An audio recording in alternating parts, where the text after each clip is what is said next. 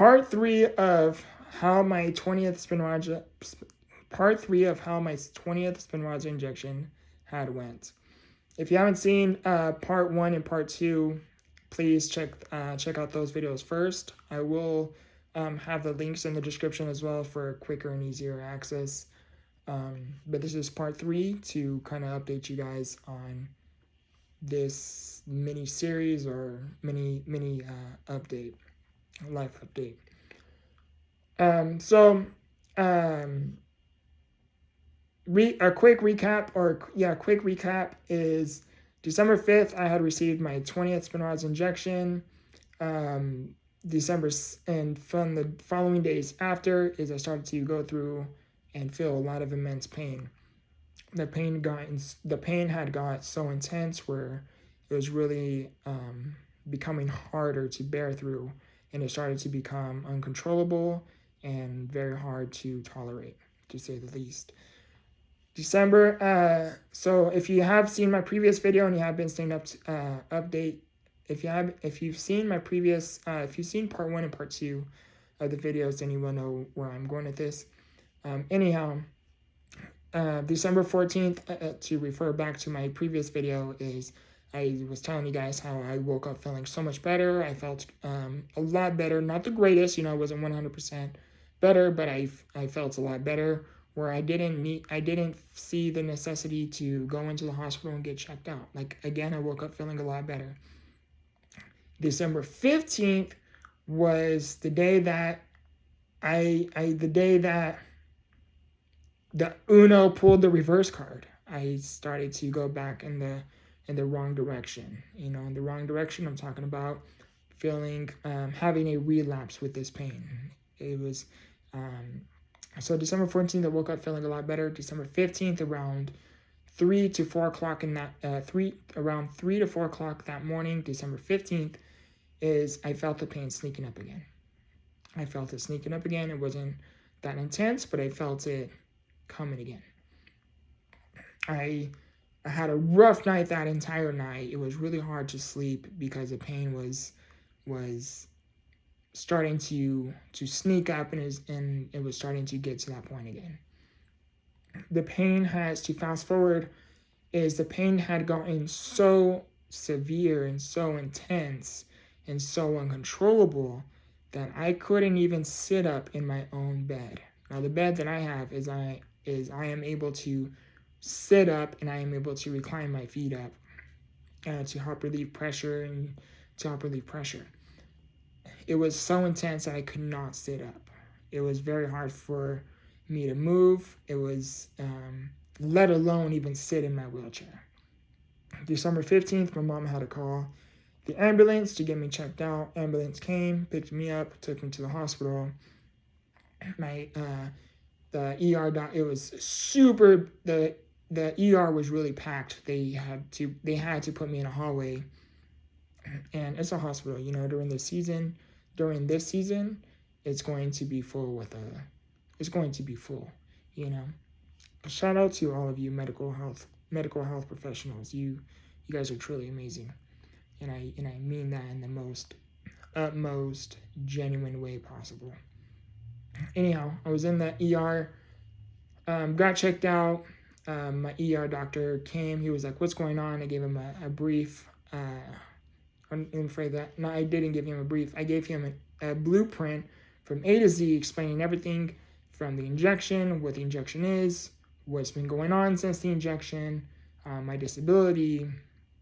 I started to give him the entire blueprint from A to Z about why I am there and why I had to show up in the ambulance. And my doctor ended up putting in an order for an MRI. MRI checked out good. There was no infection. There was nothing neuromuscular going on. Everything checked out normal. Everything checked out great, which is a good thing, But I didn't have an answer yet. What I went in there for, which was pain, I was able to get pain medications through my IV, but to me, that is just a Band-Aid. I don't want a Band-Aid. I want a solution, The way that doctor was, he was more, I'll keep that to myself. Anyhow, Long story short is gave me pain meds, which was a Band-Aid. MRI checked out fine.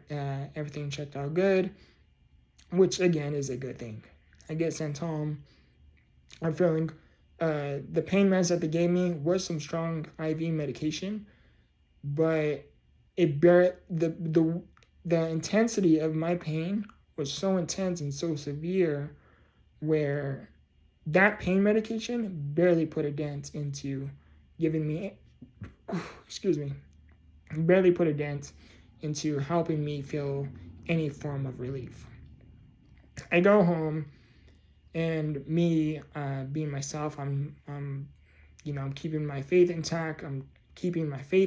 I'm praying like Father, please help me get through this. Please help me get better. Please restore my health. This is how I am. I get home, and the pain meds put a little dent, but nothing like a significant relief. I still didn't have that fresh air. December 16th, which is the following day, is my pain was better than the 15th, because the 15th I couldn't sit up in my bed. Okay, the 16th I was able to, the next day I was able to sit up in my wheelchair. I was able to, I still had the pain. I still had a lot of pain, but I was able to sit in my wheelchair, and I was able to tolerate it. I was able to bear through it, endure through it. I had to do an errand really quick that I personally had to take care of outside of my home. Did that, and as we were out there, I noticed that I couldn't recline my wheelchair back because the pain was that intense again. The pain was pulsating, where it was really hard for me to endure and bear through it. Fast forward, a long story short, is my mom was like, do you want me to take you to the hospital? Me being myself, I'm like, no, I think I'll be okay. I'll just tough it out, because it sounded like there was really nothing anyone can do. My MRI is good. What are they going to do? Just give me a Band-Aid and pain medication. Like, their hands are tied. And it's the weekend. I can't talk to my doctor because it's the weekend. My doctor is not in office.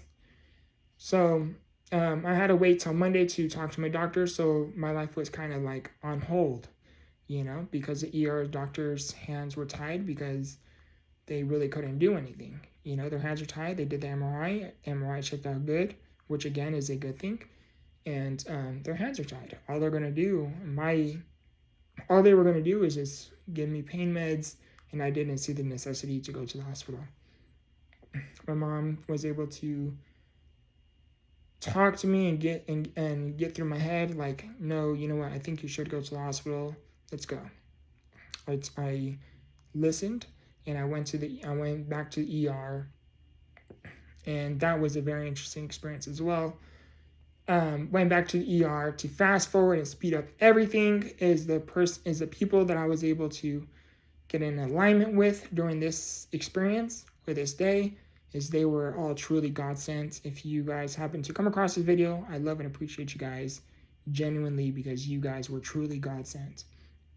And so I went to the ER, and I spoke with another doctor. I was able to get a second opinion about the MRI. Everything checked out good. Everything checked out normal. The doctor that I had, he says, maybe it's nerve damage. He was like, he was like, if it is okay with you, and of course I'm just giving you a long story short here, He was like, maybe it's nerve damage. He was like, if it is okay with you, can I give you a shot of steroids, a shot of 2 pain medications to help relieve the pain, a shot of steroids, because if it is nerve damage, then maybe if it is nerve damage, it will help with that, So to me, I felt hopeful and optimistic, because I felt like there was a solution, some form of a solution, at least trying to come up with a solution. And anyhow, so the doctor was amazing, and I was like, you know what, I'm all for it. From how those past 2 weeks were going, I was willing to do absolutely anything to head towards the right direction. I started taking, so I got 3 shots. I got a shot and I'm so happy that I didn't need an IV because I am a very hard poke to getting an IV. To put in perspective, is my record to start an IV, not to draw blood, but to start an IV is 15 pokes. It took about roughly 2 to 3 hours to start an IV. I had nurses, I had anesthesiologists poking me on my left and right arm, trying to find an IV. That's my record. So I was really happy that and very fortunate that I didn't have to have an IV. He was like, we can give you a shot in your arm. He was like, I'm going to give you a shot of this pain medication. I won't say the pain medication just because I don't want certain people to request it, because it can be somewhat addictive if you don't know how to control yourself much. So they gave me 2 shots of pain medications, helped give me significant relief, gave me a shot of steroids in my arm, and went home. He gave me a prescription of steroids. These steroids I have taken before to help with my respiratory, so it was, I was in territory that I was familiar with, When it comes to new medications, I didn't have to think about how am I going to feel with this medication, because I'm already familiar with it to some extent, And anyhow, so I've been doing that. And fast forward to everything is today, which is December, looking at my computer date. Today is December 18th. At the time I am making this recording, I woke up today and yesterday, which was December 17th, waking up feeling so much better, so much. I am able to sit in my wheelchair. I am able to recline my wheelchair back, which is, again, a huge blessing. I'm very fortunate for that. I feel like my answers are finally being heard, answered, and I appreciate a lot of your guys' support, prayers, words of encouragement to keep my head up, keep the faith, When you guys tell me, when you guys pray, when you guys send me your prayers, good thoughts, words of encouragement, it really does mean a lot, especially how I was feeling. I'm not gonna lie, my spirit was like down a little bit, and I don't say that often. I don't really say that at all. But yeah, it's been a very interesting experience. It's been a very interesting ride. But yeah, that's how my 20th Spinraza injection had went. How it was. It was. I wanted to say too at the end of this is, it has nothing to do with my doctor. It has nothing to do with the medical staff that was in the room during this procedure. It had nothing to do with them. I think things are bound to happen. I know the risk with these procedures. I know the risk with these injections, and I'm okay with it. One of my friends, for example, he was taking Spinraza. He stopped, but he was taking Spinraza, and he happened to catch spinal meningitis. And again, I'm aware of the risk, and I'm aware of the potentialities, if that's a word, of what could happen. So again, I wanted to mention that it is not the medical staff's fault. I think it was just, 20th injection, 6 years had gone by. Something like this was bound to eventually happen. I can't have every single injection go absolutely 100% perfect. That's not realistic. That's not reality. That's not life. You're going to have high moments. You're going to have bad moments, and you are also going to have ugly moments. And the big thing between the good, the bad, and the ugly is to 100% keep the faith no matter how your day is going. And it's really, really important that you keep your attitude elevated and you keep your attitude in check. I love you. I appreciate you. And remember, grow through what you go through. Much love.